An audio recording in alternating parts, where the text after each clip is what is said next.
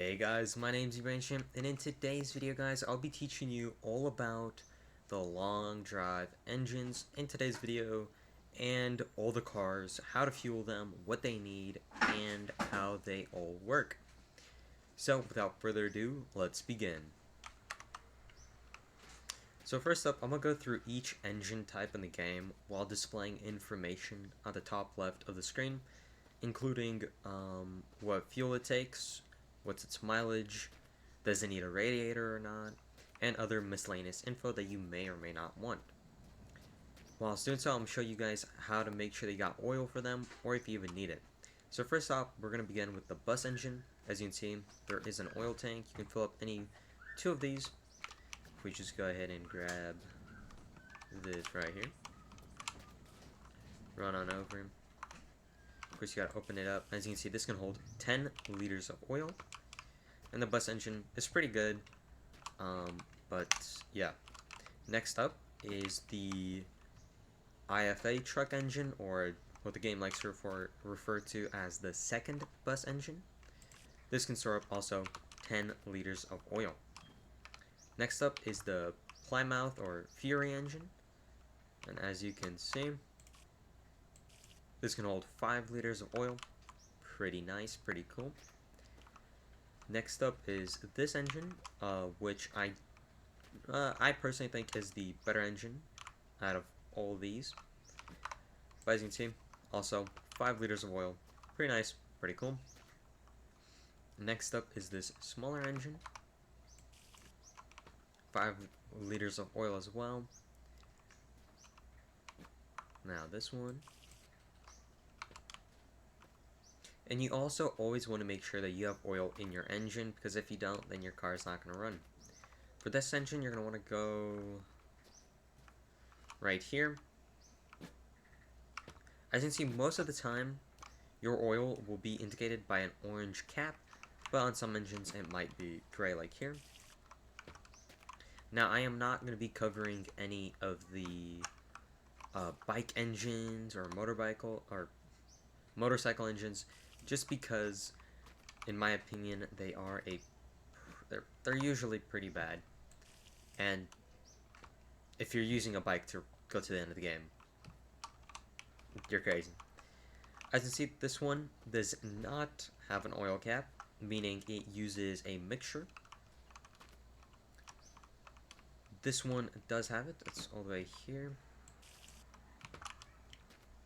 And then the last little engine, as you can see right here, this also uses a oil mixture, and it's probably one of the worst engines in the game. So here are all the engines again. In my opinion, what you should be aiming for, let's say hypothetically, if you start off the game and you have anything from this engine to the right, stick with it until you find this engine. In my opinion, this is probably the better engine. But if you're looking for more power and more mileage, then you could also 100% should switch to this one. Just know that your car is going to be a lot harder to control, considering its power. But a well-balanced engine honestly has to be this one. It has fair power, it's fairly quick, has a lot of torque, and its mileage should get you pretty far. Now, obviously, you could go for these engines, but this is definitely endgame once you have reached a couple of oil ships and when you have quite a lot of diesel on you. Now we're going to go and talk about each car, where to fuel it, and what it needs. Alright, and now onto the cars. Now, as you can see, I spawned in a couple of different cars, and all these have different engines, different aspects to them, stuff like that. So I'll tell you how to fuel up, where to fuel it up. So first off, let's begin with this car. As you can see, it does have a frunk. So if you want to find its engine, of course, in the back.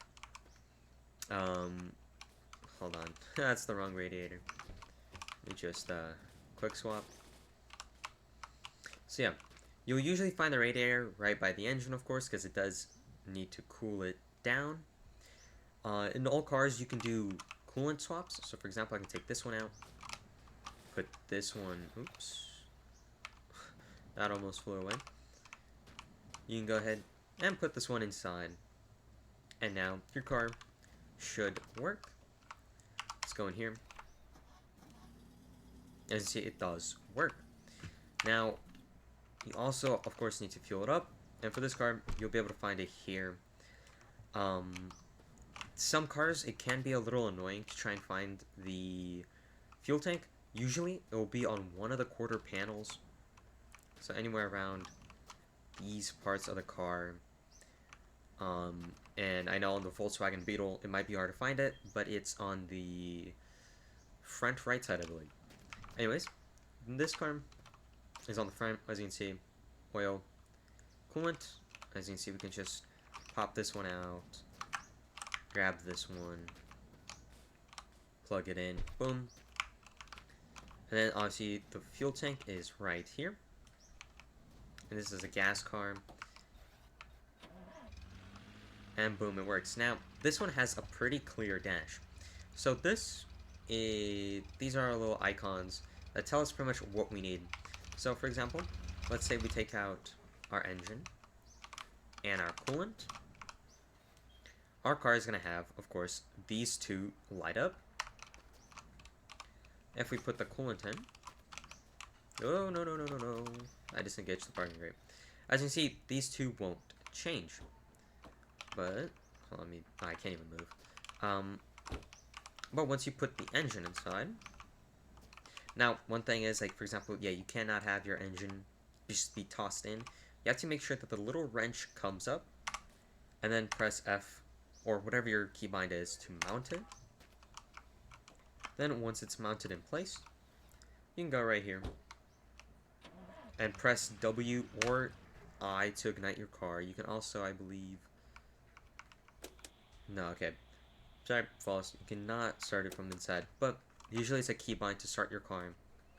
Then once you press W or whatever your movement key, these two should go away and you should be able to drive. If they stay on, I recommend going back to the part of the video where we talked about each engine and what it needs. So for example, this car, of course, needs, what's it called? Gas. But if we take this fuel tank with a mixture, we fill it up a bit.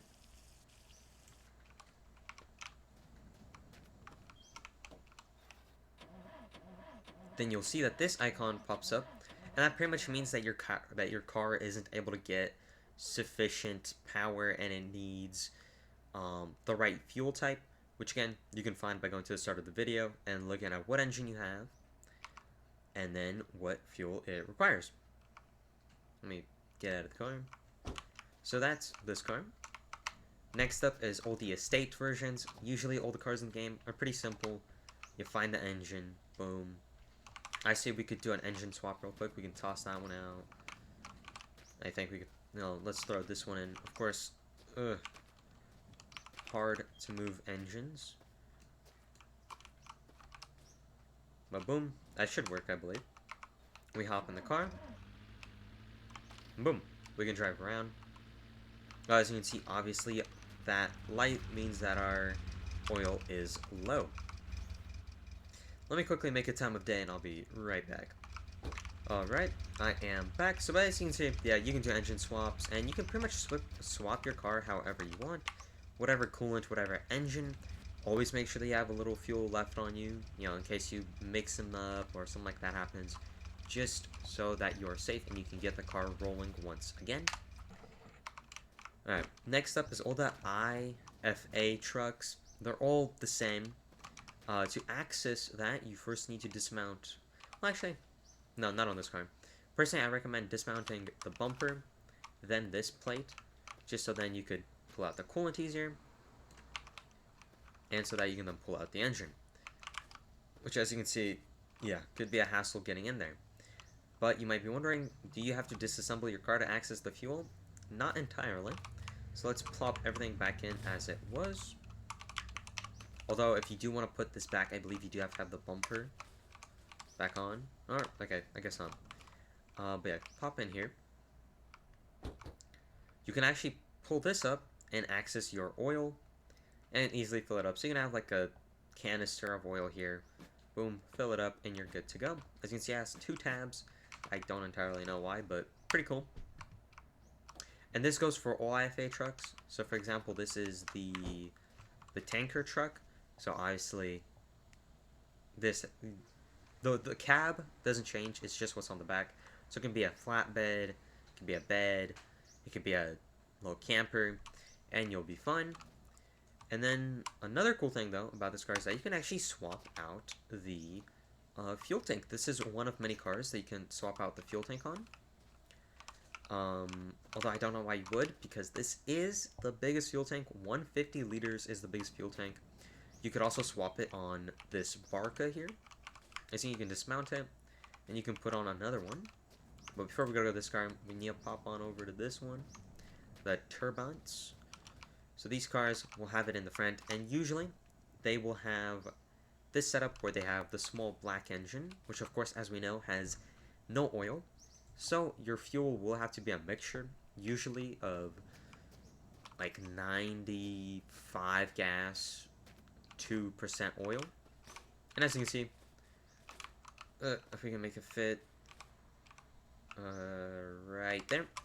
Yep, you can perform a fuel tank switch, which I think is so cool. But obviously, this one does have some diesel, so it won't run. But if you do want to use this car, but don't like, that has like 24 liters of fuel, you can swap it out for a bigger one and have some fun. The state version is pretty much the same. It just has a bigger back, just like that car. Next up is the buses. Now the buses can seem intimidating because, you pull up to them and you're like, hey, why are you not open? Come on, gang, let me in. But if you want to go in, you have to go to the front opposite of the driver, and you see this little green button? Yep. Now it's open. Now you can jump in. Yep, now you can jump in, and boom. Now you have all of this all to yourself, which is pretty dang cool. I'm not gonna lie. I kind of wish that you could take these chairs out, but until then, this will have to do. Take a look at myself. Oh yeah. So, buses are interesting because, of course, they have the bus engine. And you might be like, where? Well, it's actually under the floor right here. As you can see, you can also... Oh, I fell through. But as you can see, yep. If you pop in to the side of the bus, you could actually go here, flick it up, and you'll have access to the coolant, which is pretty sweet. And then you also have, of course, the bus engine, which is also pretty cool. So you could just open this up, move the engine, out, and fuel it up, or, same thing with the coolant. Or, like I just showed you, you could go inside, break open the floor, and fill them up, which I think is probably the best way to go about it, because moving this engine is kind of hard. It's kind of big. And then in the back here, you can actually find its fuel tank, which is weird why it's on the inside, but you can find it. And as you can see, it holds 280 liters. Unfortunately, it's not swappable. You can't take it out. But this is how you fuel up the bus. Now there is another version of the bus where it's like 2 buses combined into one. Same story, just look for these, break them open, find the engine and the coolant, and you'll be good to go. Next up is the Barkas. So a Barka is pretty much this front part of the car. The back can be a camper, it can be a van, it can be a flatbed, it could be a cab or whatever. Pretty much it all works the same. What you want to do, take this out, pop open the coolant, change it out. Now you could also take out the engine and bring it under the car to access. Alright, this one doesn't have oils, but hypothetically speaking, if it did have oil, then putting it back can be a little hard, but you guys will be able to get it out. As you can see, this is a mixture engine, but again, you could swap it out for gas or diesel, but again, be careful. But hypothetically, let's say you did swap it out and you do need to change its fuel. You pop it on, it's oil. You pop it on open, and then you have access to it just like on the IFA truck, which of course is pretty cool. And then again, if you want to, hypothetically speaking, you could do a whole entire swap of it. You know, take out the fuel tank, or not yet the fuel tank. Grab this one. Now, if you do want to move heavier stuff faster, I do recommend just tossing it on the ground and running at it. Now, putting stuff where it's not supposed to go can be kind of hard. You just kind of got to know where to aim for, which of course will come with time. And boom, now you have a 150-liter thing attached to here. Obviously, it's diesel. If you want to do an engine swap on cars like this, it's all about aiming for the right spot. So for example, let's run on here. Take this all out.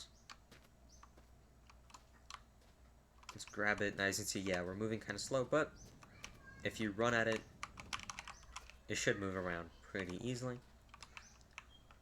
As you can see, you gotta aim there, and that looks cursed. This radiator is gonna be too small. But the thing is, yes, some engines, not all cars will be able to handle all engines. For example, this, it drags on the ground. I mean, I think our car is lifted off the ground at this point. But as you can see, we can drive.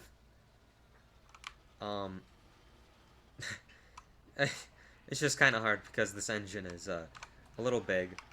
But yeah, you can do engine swaps, although I would be careful about doing fuel type swaps. So if you're switching from a gas to diesel, or vice versa, just be careful. Make sure you have backup fuel, because you never know. But this general information about where engines are, about where coolants are, about what works how, should get you pretty far in the game. Again, everything will be time-stamped, so you guys should be able to, you know, find any issues. If you guys do have any problems, comment it down below. Let me know. I'll either try and make a short about it, or I will go ahead and explain it. But the most common issue that I see with people is that they don't know what any of these lights mean. So again, that's, first of all, that's your gas. That's your, what's it called? Temperature. So if you have a bad coolant, or if you have a bad radiator, you'll be able to know because, you know, it's gonna be hot, and plus it'll start steaming. This little icon means you're running low on fuel. No, not on fuel, sorry. On oil. So if we go here, as you see, yeah, 0.3 liters of oil, not good. And then that icon, the little battery icon, pretty much means you either got the wrong gas, the wrong type of fuel for your engine, or you don't have fuel, I guess. For example, I believe this one was the one that we swapped. As you can see, this is obviously a gas engine. And you go in the back, it obviously has a mixture, has more diesel than gas, which is not ideal. And as you can see, yep, our car is complaining about the fuel because it can't use diesel. So hopefully this video clears up a lot of things. Hopefully it teaches you about all the different engines in the game, so you know which one, you know, best fits you. Personally, I'm a D1 Glazer for this engine. First of all, I think it kind of looks cool and works pretty well. But hopefully this taught you everything you need to know about cars. If you have any questions, comment it down below. Let me know. Like and subscribe, and share this video with other long drive players, because, ladies and gentlemen, if we want to make it out to Mama's house, we gotta be educated. Okay? So yeah, hope you guys enjoyed this video. Thank you for watching, and I'll see you guys in the next one.